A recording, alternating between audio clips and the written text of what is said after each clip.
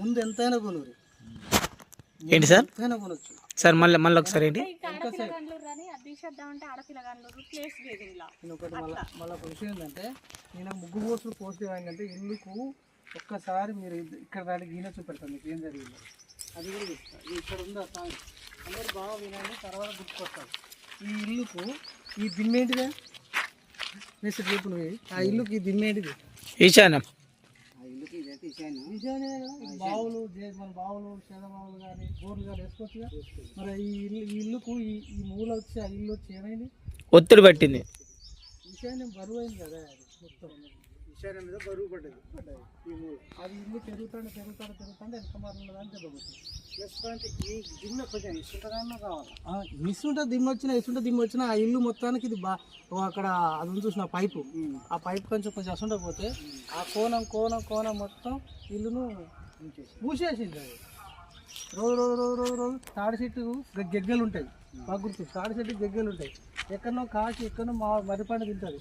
వచ్చి ఆడికొచ్చి అందులో మరిపండు గింజలు వేసిపోతుంది తినుకుంటా. ఆ వర్షానికి గిరికనుక మా ఈ తాడి చెట్టుకు మొత్తం అవిరించుకొని పెద్ద మరి పెరుగుతుంది. తాడి చెట్టు సగం అలా ఎఫెక్ట్ అవుతుంది. తాడి చెట్టు చచ్చిపోతుంది. ఇక్కడ ఏమైందంటే అది తీసుకొచ్చి కొండని ఇక్కడ ముందట వేసింది. ఈశాన్య వల్ల కొండని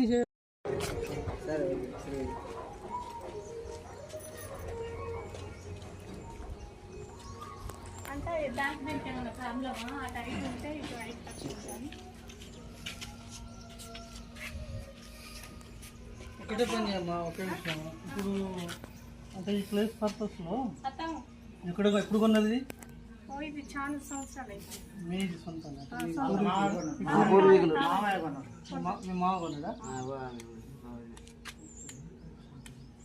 ఇప్పుడు మీరు ఉండేది ఎలా? ఇంట్లోనే ఉంటుంది. అందులో అది షాప్ ఓన్లీ షాప్కేనా? వంట పెట్టలేదు? వంట పెట్టలేదు అంటే ఇట్లా వంట అంటే ఇట్లా పాల్గొని తీసుకున్నాం కానీ అట్లా ఉంచినాం. ఇప్పుడు వంట చేస్తాను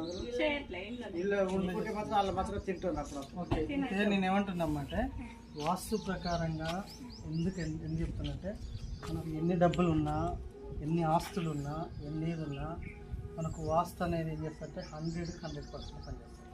ఒకటి ఇక్కడ ప్లేస్ ఇటు సైడ్ ఉండడం వల్ల ఏం జరిగింది, అక్కడ ఏం జరిగింది అనే విధానం ఏంటంటే, మీరు నడిచేది బాగా వాయువ్యం నడుస్తుంది. వాయువ్యం నడిస్తే ప్లేస్ నడిస్తే ఏమైందంటే, ఈ ఉత్తర స్థానం నుంచి వచ్చిన పెద్ద బాట వస్తుంది. ప్లస్ ట్రాక్టర్ ఇట్లా తిరిగి వస్తాను. నేను ఎంతవరకు వస్తుంటే ఎదురుగా ఒక రోడ్డు వచ్చింది, అది పడమరది వచ్చేసి ఇప్పుడు ఏమవుతుందంటే, ఈ ఇల్లు మీదే అంటే ఆ ప్లేస్ కూడా మీదే అప్పటి నుంచి